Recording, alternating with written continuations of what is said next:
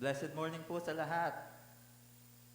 Tayo po ay nagagalak sa oras na ito that we can worship the Lord in spirit and in truth. And are we all excited? Amen. Are we all excited? So, second Sunday of the year, napakagandang unahin ng Panginoon sa buwan na ito for the entire year that we can worship Him, bring to Him all our burdens, our victories, even lahat ng ating pasasalamat sa harapan ng Panginoon. And so, this time is sacred. This time is set apart for us. So why don't we just gather in groups, small groups, start the worship and prayer so that we can approach the Lord in a worthy manner.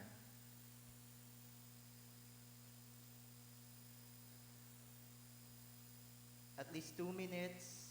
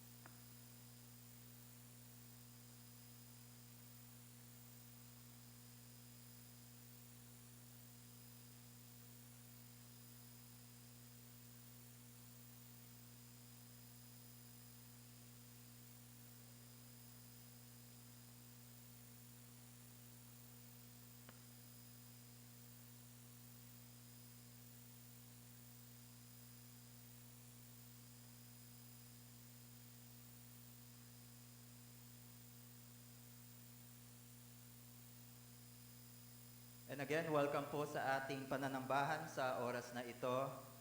Welcome to Parañaque Bible Christian Church, where His last command is our first concern. And just a few announcements po as we start our worship service today. First and foremost, this coming week, January 16 to be exact, start na po lahat ng ating ministries, our flocks, and our Bible study groups. So as you can see in your bulletin po, we have several lists of our ministries na kung saan makakasama tayo. Or if you are already a member of the flock, you can just check the schedule of your life group. So allow me to read several of our life groups po sa bulletin if you have it with you. So Mondays, 7:30 in the evening is our remnant flock. Tuesdays, at 2:30 p.m. here in PBCC is our Esther Ladies Fellowship. So every Wednesday naman po at 3 p.m. is our Villa Paraiso flock. And also on Wednesday, every 8 p.m. in the evening is our Bliss flock. Every Thursday at 7:30 p.m. is our prayer meeting. And we would like to take this opportunity na rin po to announce that officially, this Thursday, isisimula na po natin ulit ang ating prayer meeting, ang awing midweek service. So please join us as we welcome the year with prayer and pagsamba sa ating Panginoon on Thursday. Every Fridays at 7:30 p.m. is our Light Bearers Fellowship. And also, on Fridays din po, every 6:30 p.m., as we continue na rin po sa ating fellowship, ang ating Young Professionals Group or our Professionals Group. So, being part of Professionals Group, I would like to also extend the invitation to all of us. If you are already in a leading group or leading role sa inyong buhay, you are 25 and up, you are already working, supporting your family, singles, or married, you're welcome here. We will be starting our Bible study na po. So we greatly encourage you to join us. Every Saturdays at 6:30 p.m. is our Mariano Vlog. And every Sundays at 1:30 p.m., we also would like to invite you sa ating Youth Christian Walk. So we will also continue na rin po. And as you can see, we are really thanking the Lord sa ating bulletin. As you can see sa ating announcements section, yung attendance po natin for January 5 is 60. We also would like to extend our invitation to pray for our church sa buong taon na we will not just be limited in the number of 60. We will extend our hands to share the gospel, our feet. Nang gayon, i-invite natin ang mga tao to have fellowship with us and to hear the truth of the Lord this 2025. And in connection with that, we have a special announcement po sa ating personal evangelism workshop. Meron po ba tayong PowerPoint for that? Ayun. So we also invite everyone. We will be having personal evangelism workshop starting January 18. And this is going to be held for 3 consecutive Saturdays po, January 18, 25, and February 1. If you can remember, Pastor Jonel last year, in-explain niya sa atin, shinare niya sa atin that we as a church, part of our calling is to have gospel fluency. And so we invite everyone to be part of this. For the entire year, at least we are equipped to personally share the gospel, not just in a traditional way, but more in a personal and more experiential way sa ating mga mahal sa buhay, sa ating mga kaibigan, in our workplaces. And so we really invite you to be part of this. And so, join me in a short prayer as we start this worship.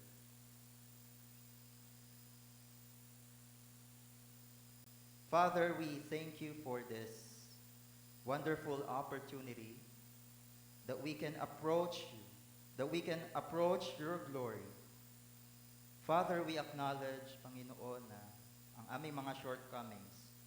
We don't even deserve to be here in front of you, Panginoon. It is only because of your grace that we can say these things, that we can approach your holiness, lift up your name with singing, with dancing, with prayer, Panginoon. Dalangin ko for our entire congregation that we can celebrate this simple time, Panginoon. And this will just become another Sunday, another routine of worship.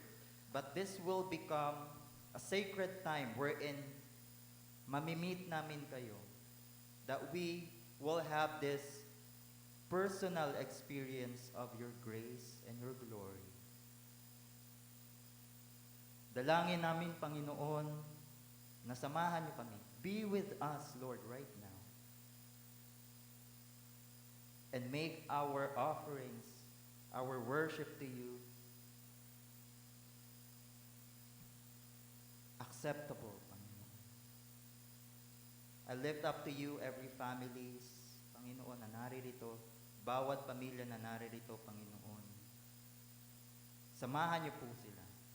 And we also would like to extend the prayer to the daughter of Mrs. and Attorney Neri. Her daughter, Panginoon, ang kanilang daughter na si Alezre. Panginoon, she is suffering right now in dengue, Panginoon. And we just ask for healing. We just ask for you, your presence to be with their family right now. Your comforting presence, Panginoon. Not just physical healing, but spiritual healing as well, as they suffer right now, Panginoon. And may you also touch our hearts as a congregation, as this church, them, their family being part of this church, Panginoon, that we may extend our comfort to their family right now. And also not just to their family, not just to their daughter, to every person who is here right now.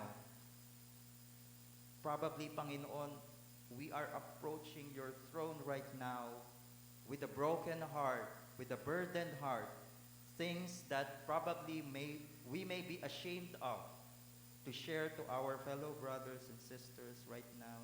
Probably that might push us to think na hindi kami karapat-dapat humarap sa inyo, Panginoon. And we just ask you to fill us with grace, your Spirit to be with us, so that we can worship you right now.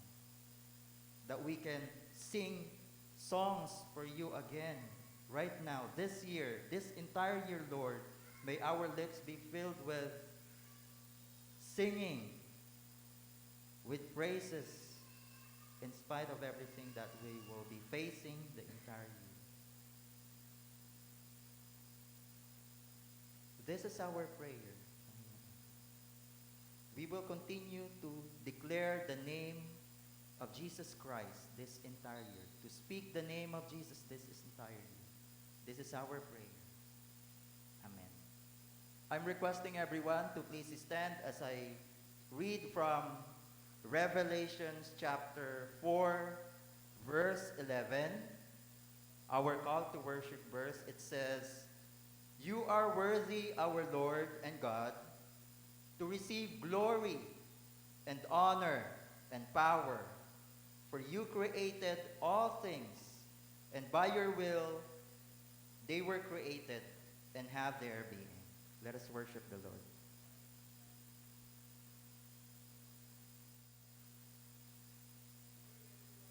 Good morning. Welcome to our worship service. Are you ready to praise the Lord? And if you are, would you like to tap the person beside you and sabihin mo, "Uy, kamusta ka na? Let us worship the Lord." Yeah, you know, it's really nice to, and it's a great privilege to encourage our brothers and sisters to worship God. Talaga makikita mo na you would call the attention of that person and then tell that person, "Come on, let's worship the Lord." And the Lord is actually the most important person or God that we to acknowledge and to praise, because He is God. And do you believe that God is great? Ay, parang mahina. Is God great? Yes, He is. And He is stronger. He is stronger to help us, to deliver us from sin, to deliver us from pain and our sorrows. And He is also there. He is also an awesome God, because He will always be there for us. So let us praise Him, let us honor Him, and give all our praises to God.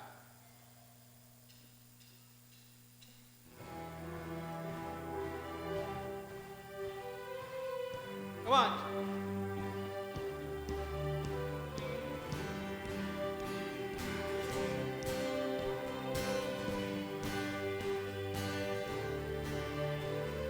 What you've done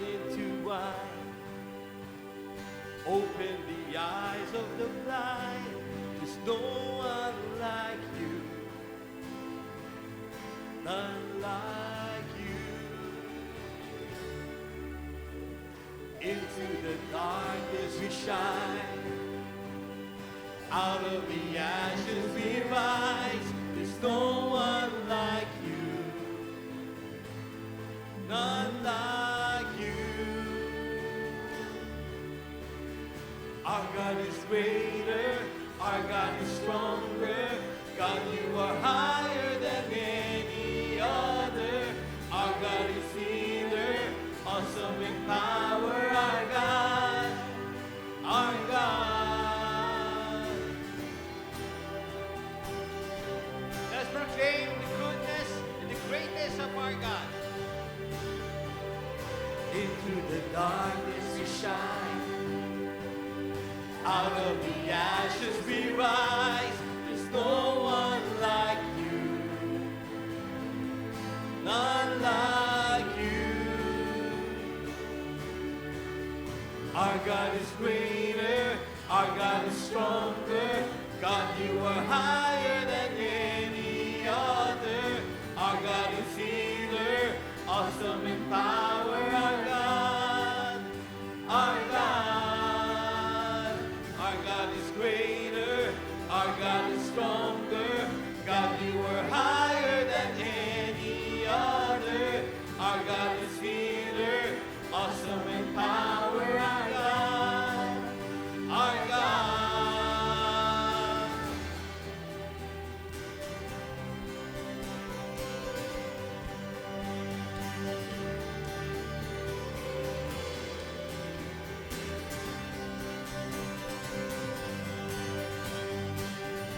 Come on. And if our God is for us, then who could ever stop us? And if our God is with us, then what can stand against? And if our God is for us, then who could ever stop us? And if our God is with us, then what can stand against?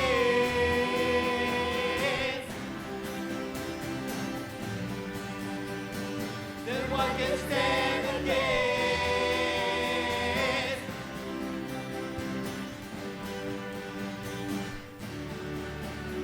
Our God is greater, our God is stronger. God, you are higher than any other. Our God is healer, awesome in power. Our God, our God, our God is greater, our God is stronger. God, you are higher than any other. Our God is healer, awesome in power. Our God, our God. And if our God is for us, then who could ever stop us? And if our God is with us, then what can stand against? And if our God is for us, then who could ever stop us?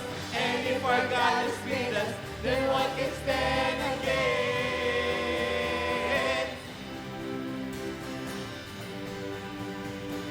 Then what can stand against?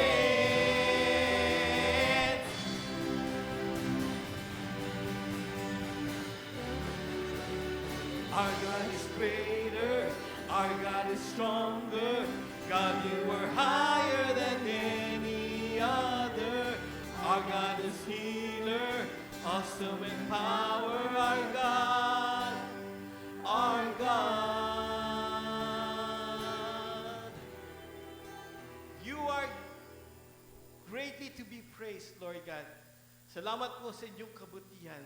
Thank you, Lord God, for sending your Son, Jesus Christ, to save us and to help us, Lord, to know you more, to be with you, and guide us, Lord God. Because, Lord, only you are worthy to be praised. You are worthy, Lord God, of honor and power and glory. For you are God, and we come to praise you.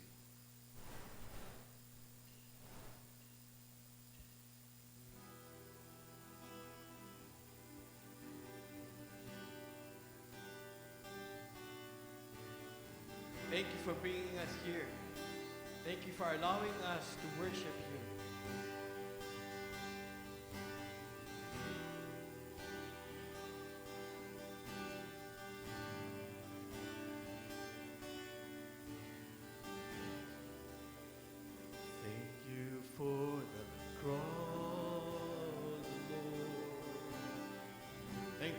price you paid.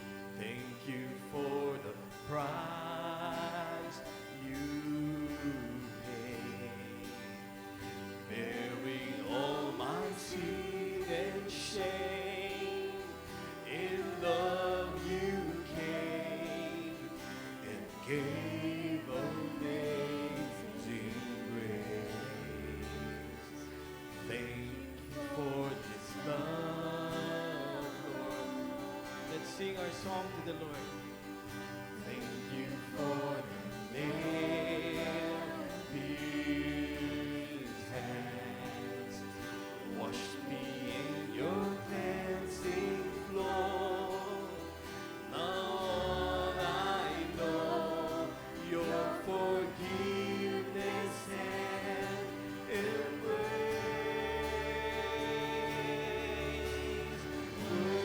Worthy is the Lamb, seated on the throne. Crown you now with many crowns. You reign victorious.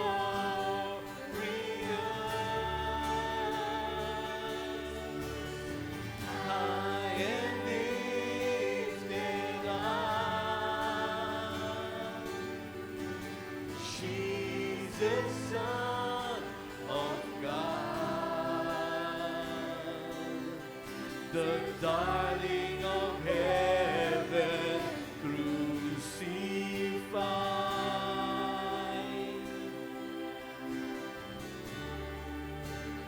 Worthy is the Lamb.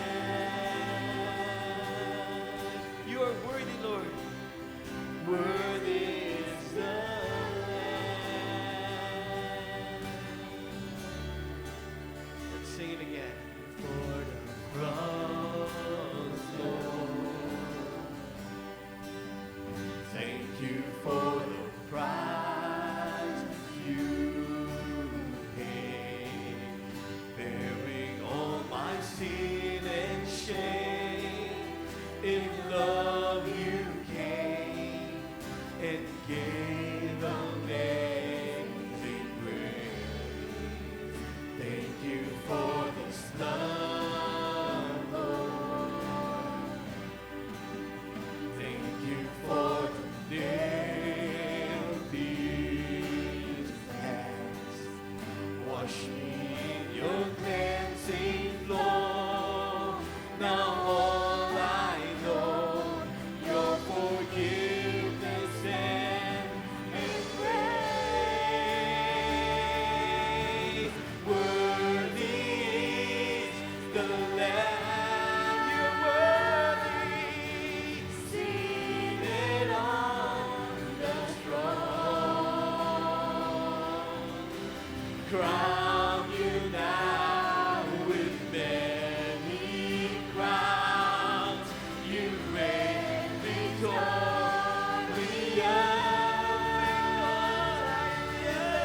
High and lifted up, Jesus, Son of God, the darling of heaven, crucified.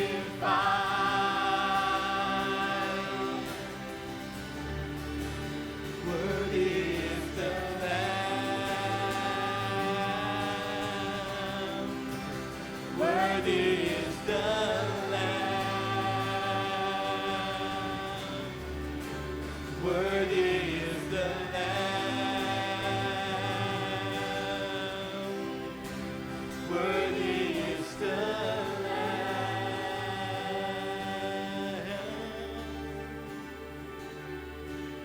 Worthy is the Lamb, seated on the throne. We crown you now with many crowns. You reign victorious.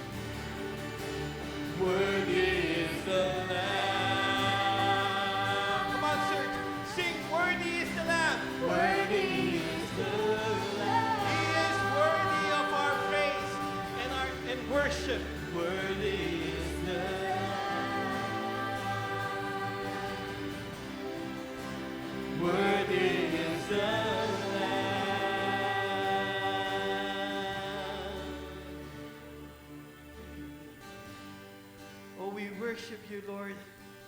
And we thank you, Lord God, for all the things that you have done. Tunay nga po, Panginoon, kapag narandyan po kayo, hindi po kami mangangamba. Because you are always there. And through it all, Lord God, you will always be with us.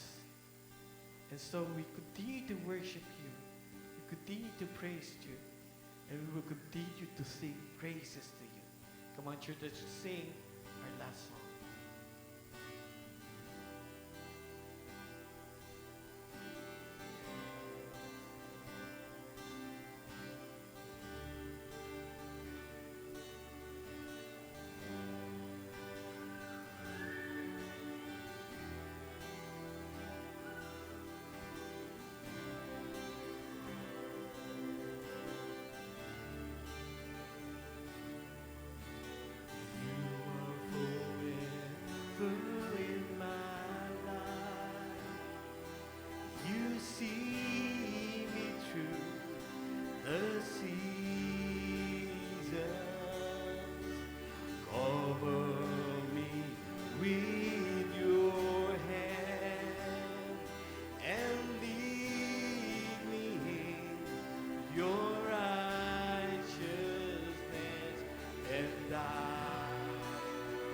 Look to you, and I wait on you. I sing to you, Lord, a hymn of love for your faithfulness to me. I'm carried in everlasting arms. You never let me go. Through it all, you are forever in my life. You see me through the seasons. Cover me with your hand and lead me in your righteousness, and I look to you, and I wait on you. I sing to you, Lord, a hymn of love for your faithfulness to me. I'm carried in everlasting arms. You never let me go. Through it all, sing to you, Lord, a hymn of love for your faithfulness to me. Sing, I'm carried in everlasting arms. You never let me go. Through it all, you're worthy of our praise. You have all the power and the glory and majesty. And so we lift up our voices to you, Lord, and we sing hallelujah. Hallelujah to the King of Kings, to the Lord of Lords. Let the church sing hallelujah.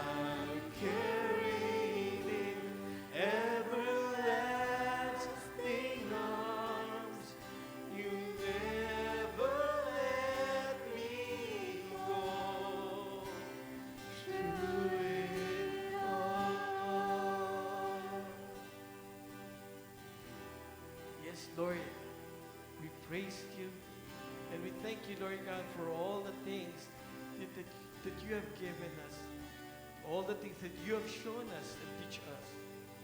So, Lord, we pray that you help us to be more like Jesus so that others would see also in our lives and accept you as their Lord and Savior. Keep us, Lord God, and watch over us always. All this we pray in Jesus' name.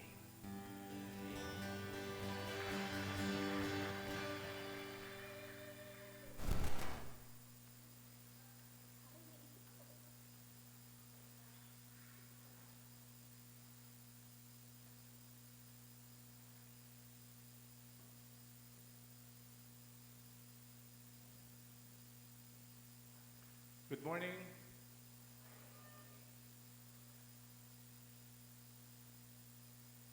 Nakita ko si Riz kanina. Welcome back, Riz.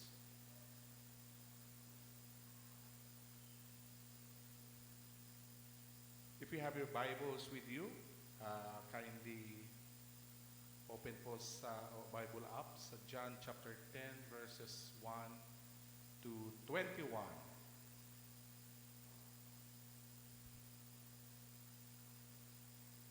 Kung wala naman po, we can read it from our PowerPoint.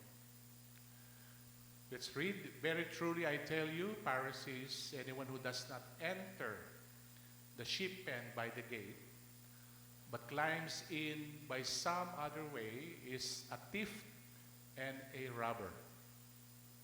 The one who enters by the gate is the shepherd of the sheep.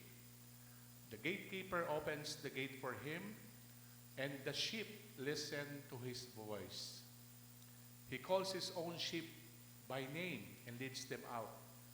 When he has brought out all his own, he goes on ahead of them, and his sheep follow him because they know his voice.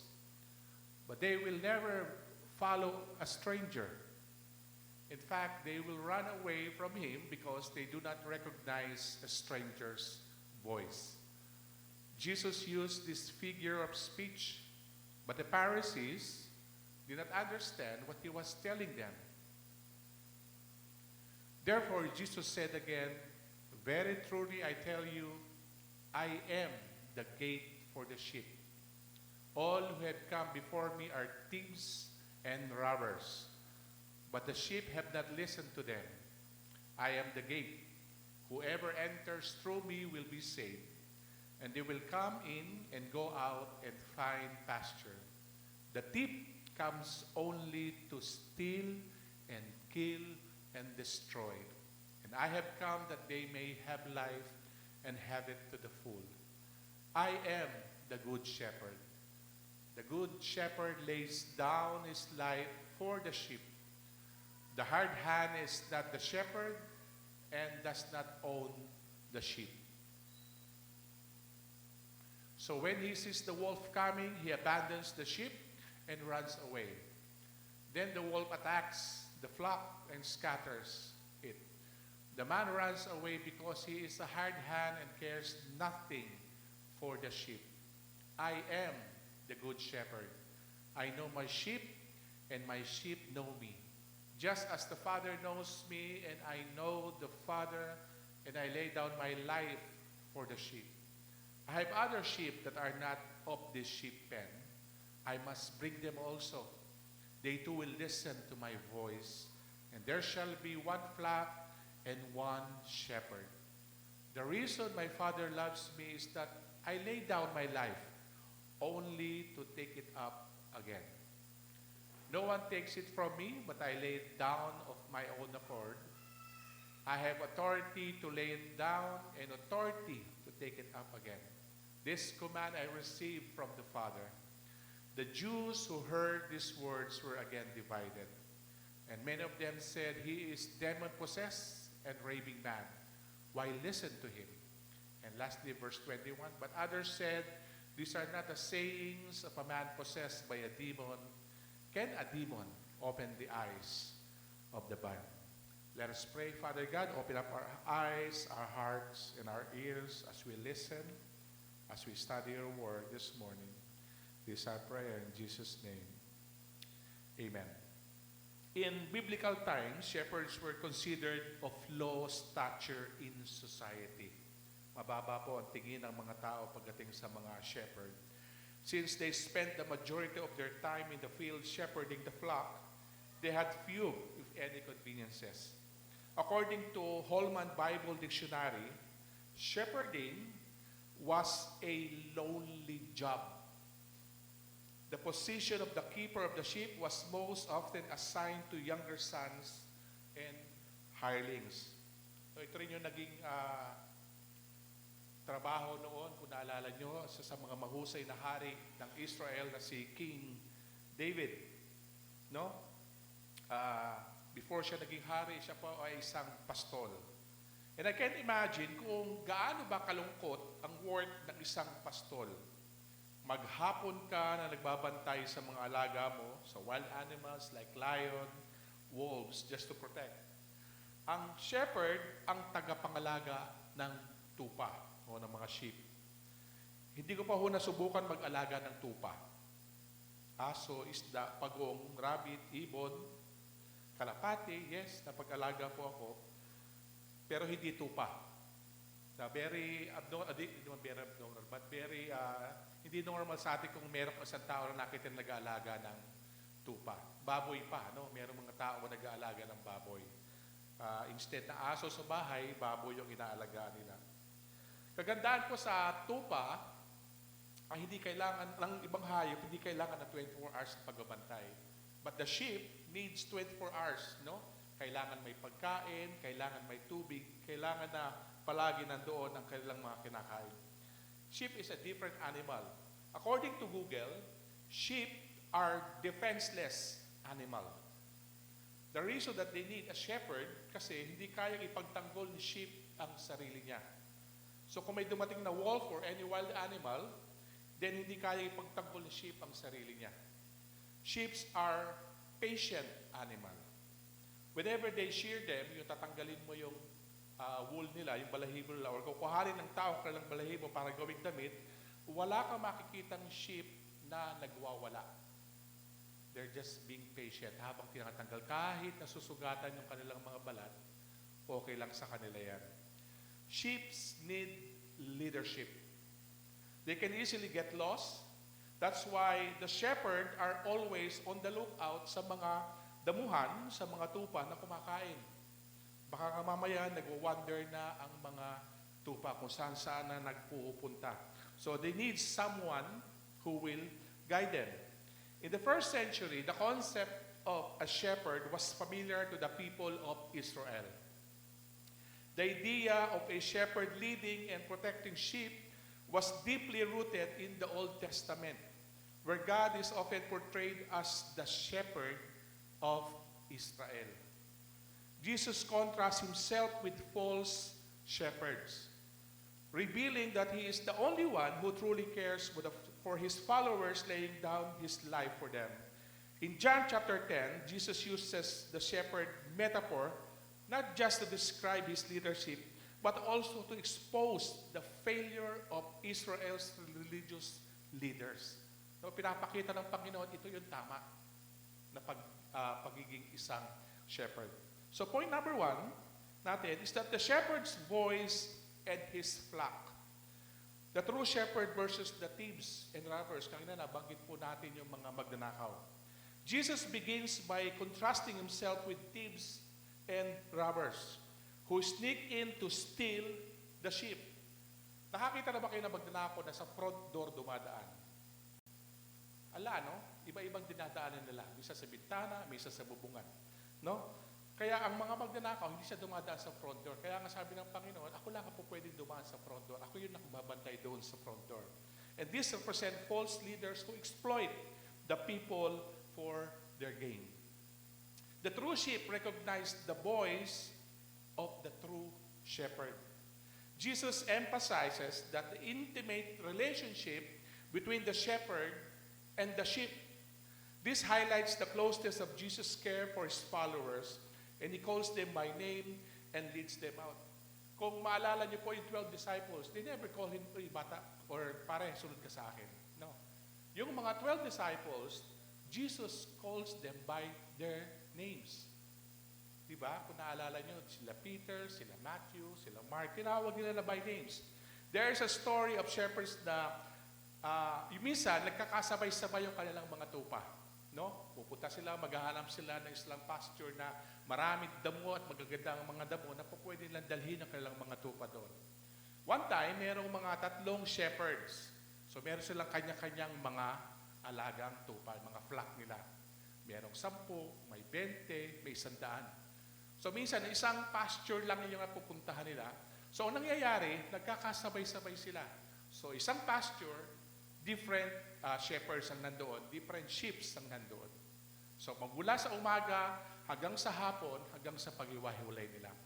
Amazingly, pagka naghihiwalay-hiwalay na, yung mga shepherds, at mag-uwian na sila sa kanilang mga bahay, yung mga sheep, alam nila kung sino yung amo nila. Kahit magkakasama yan, at the end of the day, pag nag-uwian na sila, pupunta sila sa totoong amo nila.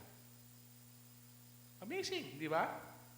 Bakit hindi sumasama o na-mix up ang mga sheep sa ibang sheep? Because they know who their owners. Kilala nila kung sino ang nagmamay-ari sa kanila. Alam nila kung sino ang nagmamay-ari sa kanila. I have this short, interesting video wherein people are calling a flock of sheep who only listens to their shepherd. Merong grupo ng mga turista na nagpunta dito sa isang shepherd na nag-aalaga ng mga tupa, and they challenged them one by one kung pwede yung tawagin yung mga tupa. No, just look at this video.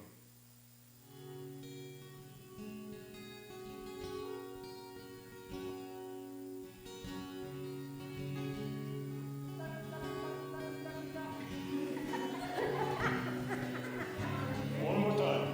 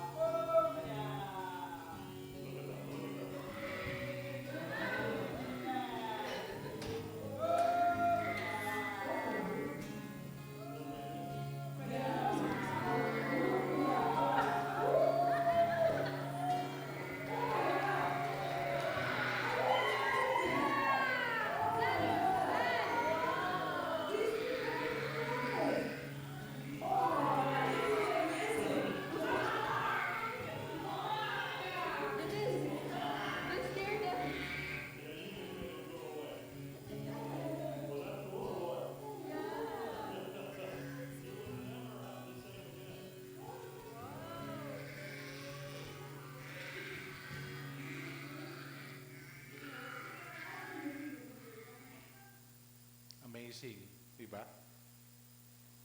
Di mo pwedeng gawin sa aso, kahit yung aso, tawagin mo kahit sino may-ari, pupunta sa'yo eh. Pusa, ganun din.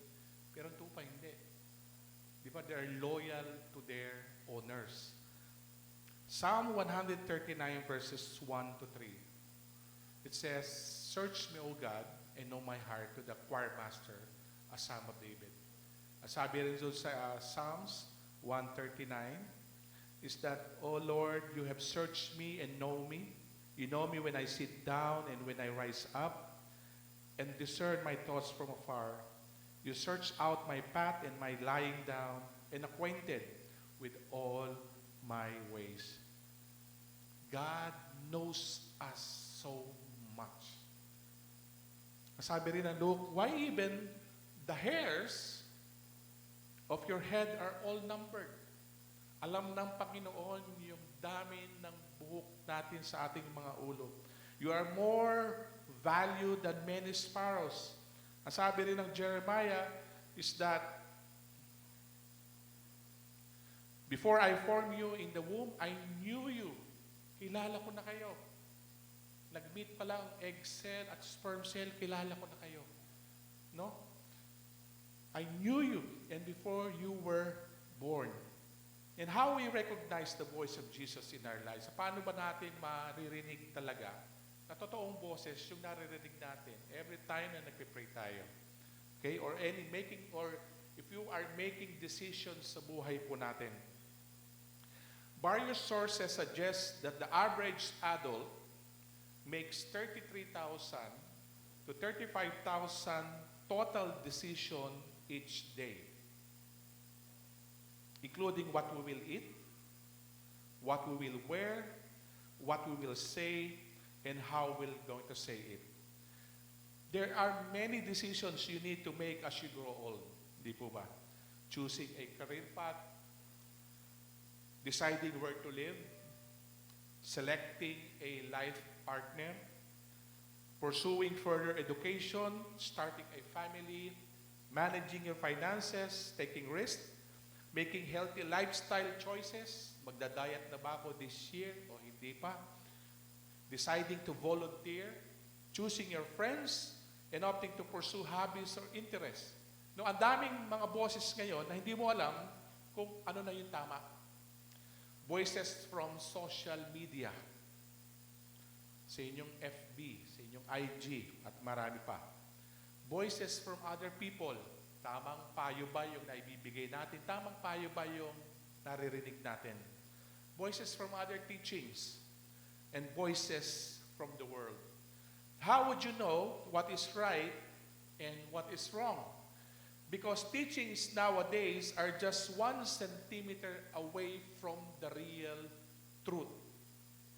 Na mukha siyang totoo, pero hindi siya totoo. Are we listening to His voice through the Scripture? We not need an audible voice. Na kailangan nyo ba na pag nagtanong ka sa Panginoon, hello, meron ka marinig na, Lord, ikaw ba yan? O baka kapitbahay mo lang yun? O baka guni-guni mo lang yun siya? Every time you read the Bible speaks. It's alive. Di ba? Every time you read the Scripture, no, pagka binabasa mo siya, nangungusap din sa iyo ang salita ng Panginoon. Even if you read the same verses over and over again, different messages you will going to receive from the Lord. Kahit pa ulit-ulit, God's Word speaks to you. It gives you different learning each time you read the Bible. Kaya sabihan mo yung katabi mo, magbasa tayo araw-araw ng Biblia. Di ba? Kaya nga po, let's verify everything from the Word of God. We have the guidance of the Holy Spirit. We have the Holy Spirit nung tinanggap natin ng Panginoon. Di ba? Meron tayong indwelling of the Holy Spirit. And every time you make decisions, there's the guidance of the Holy Spirit na magbibigay sa atin ng ilaw sa mga desisyon na ginagawa po natin. Pangalawa po is Jesus as the door. Yan. Jesus says, I am the door of the sheep. This means He's the only way into the safety of God's fold. The fold that Jesus is talking here is the nation of Israel. And the fold, quote-unquote, that is outside the door are the Gentiles. And that's including us, tayong mga Kristiyano. The door is both a means of protection, of keeping the wolves out, and access, and allowing the sheep to enter into the safety and abundance of the fold. The tip in this context represents Satan, the evil forces or anything that leads people away from God's truth and life. Anong purpose ng demonyo? The thief's purpose is to steal, kill, and destroy. The thief seeks to take away the good things God has given us, such as peace, joy, and hope. Could also refer to the way sin or temptation robs people of their spiritual life, joy, and relationship with God.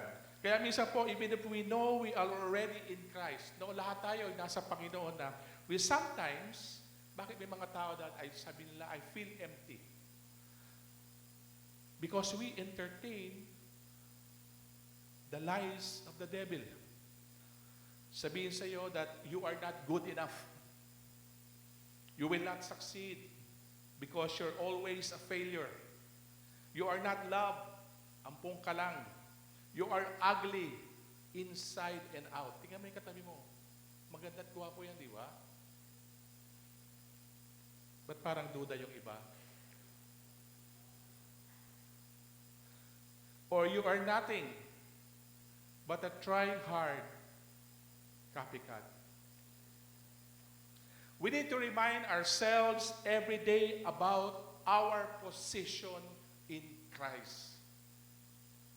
That I am a child of God. Di po ba? I am victorious. I can do all things through Christ. And that is our daily encouragement, mga kapatid, that we are God's children. Anak ako ng Panginoon. Tama ba? Anak ba kayo ng Panginoon? Hello? Anak ba tayo ng Panginoon? Yeah. Anak tayo ng Panginoon. At lastly, number 3, the good shepherd who lays down his life. Jesus identifies himself as the good shepherd who lays down his life for the sheep. The hard hand, in contrast, does not care for the sheep, but runs away when danger comes. Jesus' sacrificial love is the defining characteristics of his leadership. Jesus knows his sheep intimately, and they know him in the same way. His relationship with them mirrors the relationship between the Father and the Son. Bakit tinawag ng Panginoon ang sarili niya na good shepherd? Pwede namang shepherd na lang. Bakit merong adjective na good? Hindi ba alam ng tao yon? Of course, hindi. That's why kino-contrast niya sa sarili niya that there are bad shepherd and there are good shepherd. Di po ba? Ito yung sinasabi doon sa Ezekiel chapter 4 verse 1 to 6. Ang reklamo ni Propeta Ezekiel, ay wala ba dyan? Okay, anyway, Ezekiel chapter 34 verses 1 to 6 says, "The word of the Lord came to me, Son of man, prophesy against the shepherds of Israel, and prophesy and say to them, this is what the sovereign Lord says, woe to you, shepherds of Israel, who only take care of yourselves. Should not shepherds take care of the flock? You eat the curds, clothe yourselves with the wool, and slaughter the choice animals, but you do not take care of the flock." Kinakalimutan nila. "You have not strengthened the weak, or healed the sick, or bound up the injured. You have not brought back the strays or searched for the lost. You have ruled them harshly and brutally. So they were scattered because there was no shepherd. And when they were scattered, they became food for all the wild animals. My sheep wandered over all the mountains and over every hill, high hill. They were scattered over the whole earth, and no one searched or looked for them." This is the description of prophet Ezekiel of the kind of shepherds that they have. In contrast, kaya sinasabi ng Panginoon, kinokontra ng Panginoon, na eto na ako, that I am the good shepherd. Para sinasabi na wala na silang tiwala sa mga shepherds eh. So eto na ang ino-offer ng Panginoon ng kanyang sarili, I am the good shepherd. You can trust me because I am the good shepherd. Jesus is the good shepherd who knows sheep by name, leads them to safety, and offers them abundant life. But he is also the one who sacrifices his life for them. His call is not just to follow, but to trust in the sacrificial love of Jesus. Jesus is calling us, each of us, by name. He desires a personal relationship with you, one marked by love, one marked by trust, one marked by surrender. The question is, will you hear his voice today, and will you follow him? As you look at the Lord's teaching about his ministry as the good shepherd, you know that he has a threefold relationship with his sheep. He has a loving relationship because He died for the sheep, as well as a living relationship because He cares for the sheep. It also a lasting relationship, for He keeps His sheep, not one is lost, and is still looking for the lost sheep. That's why yung pew natin, no, yung personal evangelism workshops, very important for everyone. Kasi they are not just like, hindi lang sa akin siguro, but marami rin tayo mga kapatiran or your brothers or sisters or relatives na hindi pa nakakakilala sa Panginoon. They are still lost. So that's why it's very important na matutunan natin paano ko ba ma-reach out yung mga tao na ito sa Panginoon. Even within the family. No? There's a survey that 93% na pag tumanggap ang isang tatay sa Panginoon, dala niya ang buong pamilya niya. 93%. Mas kukonti pagdating na sa nanay, mas kukonti pagdating na doon sa bata. But tayo mga tatay, we need to lead our family to Christ. Kwento ko lang doon sa amin po sa Kalamba, sa church natin doon sa Kabuyaw. Nahirapan kami na pumasok sa mga pamilya ng mga tatay. Kasi ang linggo, kung meron tayong Kristo rito, meron din silang Kristo doon. Kaya lang ang sinisigaw nila, instead of praise the Lord, logis. Inuman mula umaga hanggang hapon. Tambay. No? Nahirapan kami na i-break yung cycle na yon sa mga pamilya. That is why merong isang father na nagsasabi, Pastor, pwede ba ako ipag-pray? Bakit po? Ano yung problema? May sakit po ako sa baga. Bakit po kayo nagkasakit sa baga? Kasi malakas po akong uminom. Sabi ko, hindi ko po ipag-pray na dumaling yung baga mo. Ipag-pray muna natin, ano yung source ng sakit mo? Itigil niyo po muna yung pag-inom. Mahirap ipag-pray ang isang tao na ayaw niyang baguhin yung sarili niya. Di ba? So, unahin natin, we start shepherding our own family. Start shepherding our own family, distant, immediate family natin, mga tatay natin o nanay natin, kapatid natin. We share the gospel. That's why it's very important. No? Ngayon, option na lang talaga yung pagsisimba sa mga tao. Kaya salamat sa Panginoon kasi nandito po kayo so that you can hear God's word. No, marami mga tao doesn't have yung Sunday family nila. When I was a kid, I remember na every Sunday ay dinadala kami ng tatay ko sa simbahan. Kaya lumaki kami na simbahan. Kahit Catholic man yan siya o ibang religion man siya, naging source yun na para at least makakilala tayo sa Panginoon. At yun din na ginagawa ng aming mga ibang mga pamilya. So we start sa father, mga tatay na nandito, I encourage you na continue shepherding your family. Alam ko, hindi po madali. Mahirap. Okay, especially sa panahon natin ngayon. Diba? But let's pray. Siguro, mamaya later, I will ask the family to pray again as a family na tayo mismo ang shepherd sa ating pamilya. We start from us, mga tatay. Okay? So as we look at this, sa ating pong pag-aaral ngayon, I ask us kayo to please stand up and let us read Psalm 23. This is the Psalm of King David. So Psalm 23, very familiar na verses po para sa ating lahat. And as we read, make this as our prayer also, no? Para po sa ating pamilya. Let us read Psalm 23, a Psalm of David.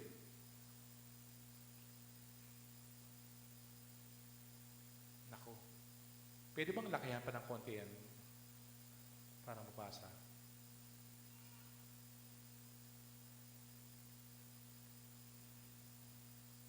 Basa po ba? Doon sa likod, okay lang. Can you read Psalm 23 at the back?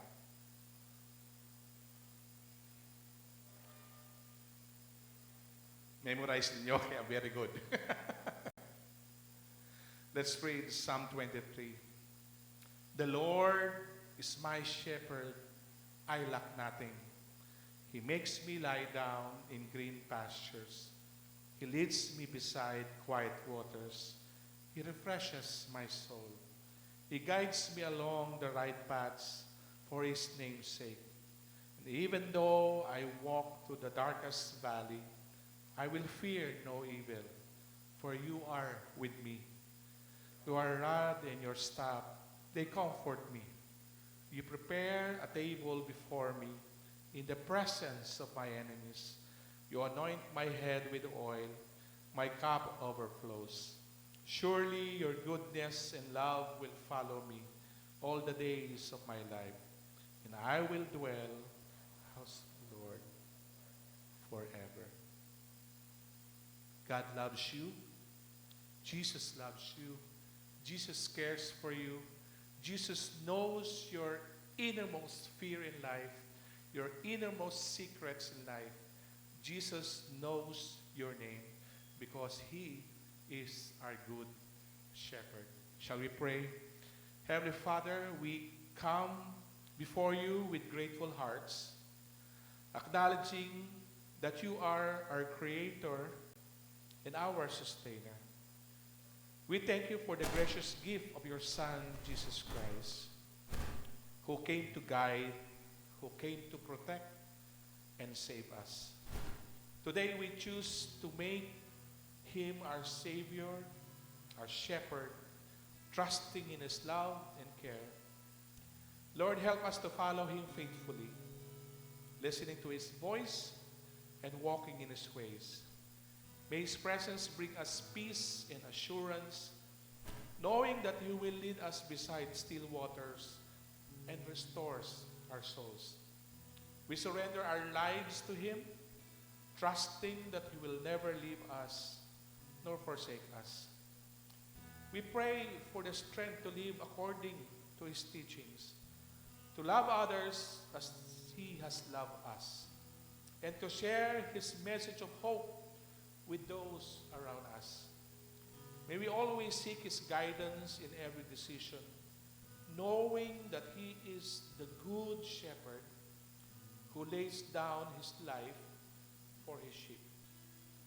Thank you, Lord, for your unending love and for the salvation that is found only in Jesus.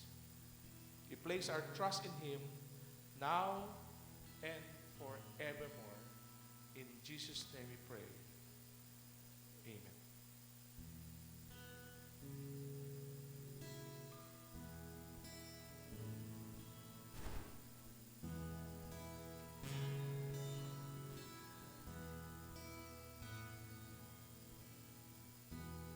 I am a maker before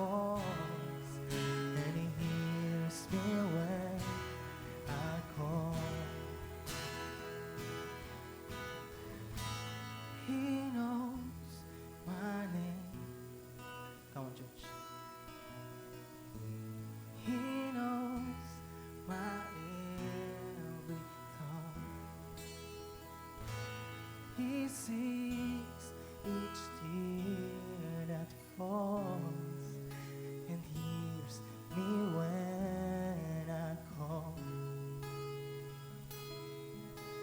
Hears me when I call, and hears me when I call.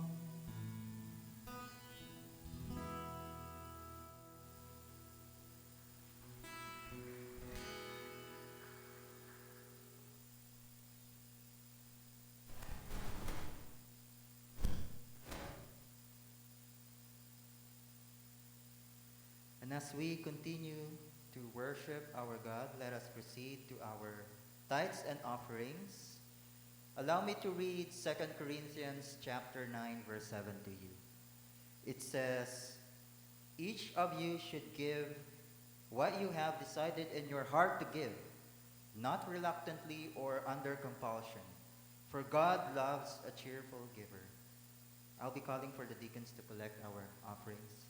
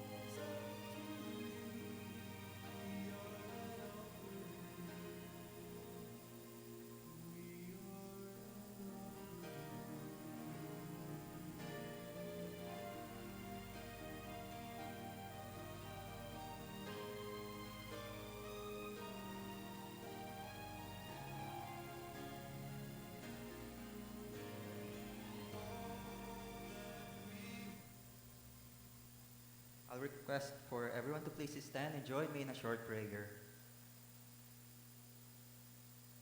Father, we just acknowledge your grace to us.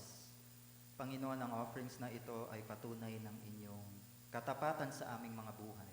Not just financially, Lord, but spiritually, physically, Lord, as well.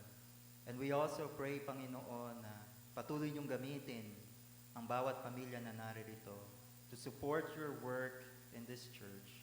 And not just in this church, but your work, Panginoon, sa bawat buhay ng bawat isa na naririto. Gayun na rin, Panginoon, sa aming neighborhood, Panginoon, and as well for the entire nation, kung saan nyo man kami isisend, where you have currently placed us, Panginoon, probably in our workplaces, in our careers, in our respective businesses, Panginoon, in whatever life station probably we may be in.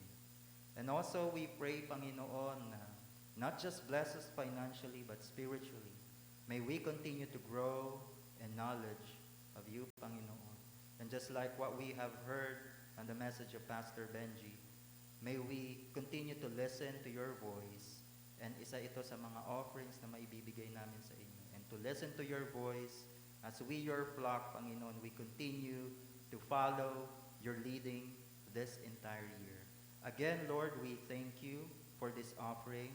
May you continue to bless us. May you continue to feed us. in this church, in our family. May you reign in our lives. In the name of Jesus we pray. Amen.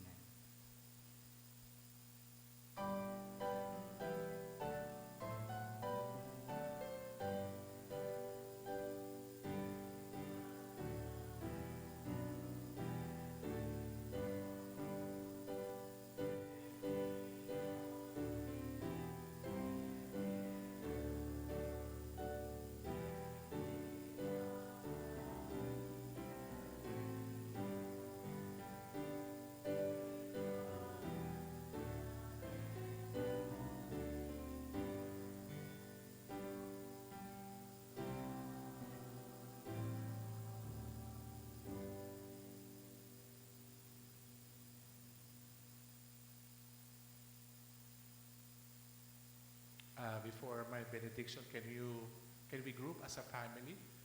Kung wala yung mga pamilya nyo rito, pwede po yung makipamilya sa iba.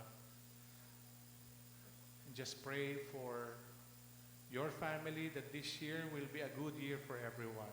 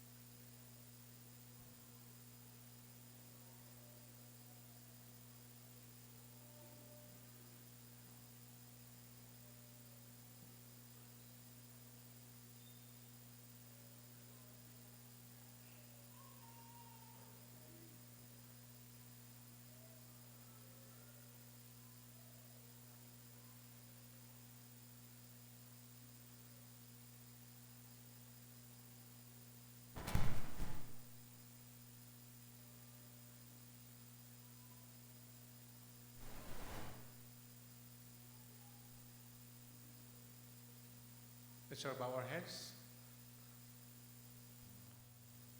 May the Lord, our good shepherd, guide you with his loving hand, leading you beside still waters and storing your soul, and may he protect you from all harm, watch over you with tender care, and fill your life with peace and joy. And as you walk through each day, may you hear his voice calling you to follow him, trusting in his provision and grace. May you find comfort in his presence, knowing that he is always with you both now and forevermore. Go in peace, assured that the Lord your shepherd is with you always, leading you into paths of righteousness for his name's sake. In the name of Jesus, our good shepherd, we pray. Amen. God bless you all. See you again next Sunday, mga kapatid. Lord bless you and keep you. Make his face shine upon you and be gracious to you. The Lord turn his face toward you and give you peace. Amen.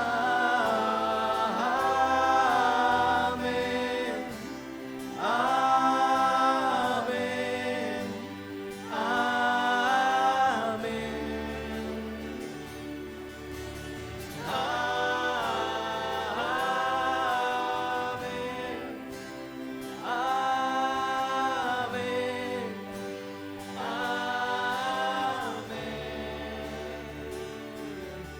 His favor be upon you and 1,000 generations, and your family, and your children, and their children, and their children. May his favor be upon you and 1,000 generations, and your family, and your children, and their children, and their children. Amen.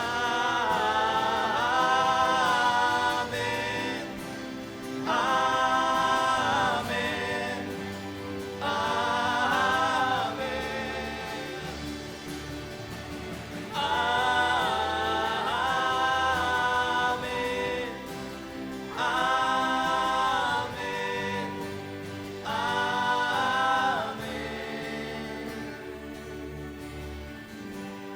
Lord bless you and keep you.